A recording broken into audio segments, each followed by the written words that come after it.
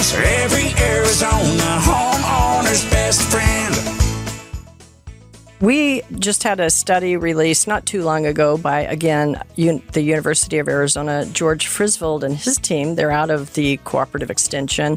I call them the A-team for our economic assessment on stuff. And our water footprint in terms of what we can produce per acre, they were able to put some dollar figures to it. It's huge. Can you talk a little bit more about this water footprint as it relates to our productivity, especially our food production? Think Yuma, all of the produce. And that's not only, certainly in Arizona, maybe we should concentrate on that. Our water footprint nationally and globally is important, but Arizona has the distinction of really making a monetary return based on the amount of water that is used to grow those crops.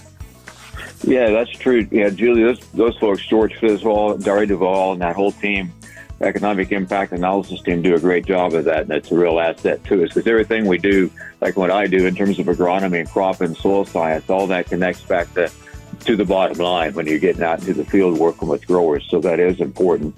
And it's important for us to be able to communicate, too, just the facts associated with, because like we mentioned in the first segment, Arizona agriculture utilizes 70% of the water in this state.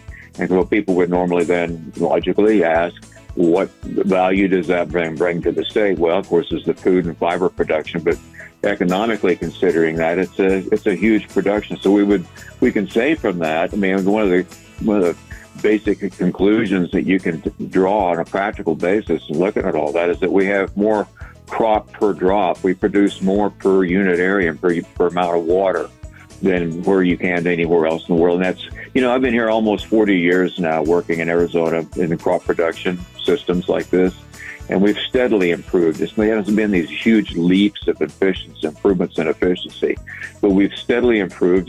Yields continue to increase. That's partially due to genetics also and plant breeding, but we also have used the water more efficiently, consistently. And we're producing more water per drop, so to speak, with about a $31 billion industry now. Now, a few years ago, that was about a $23 billion industry in the state, contribution to the state as a whole. Now it's about, as I understand from George and Dari's work, that it's about $31 billion annually. Correct. Brought into the state from Arizona agriculture collectively. Rosie on the house, every Arizona homeowner's best friend.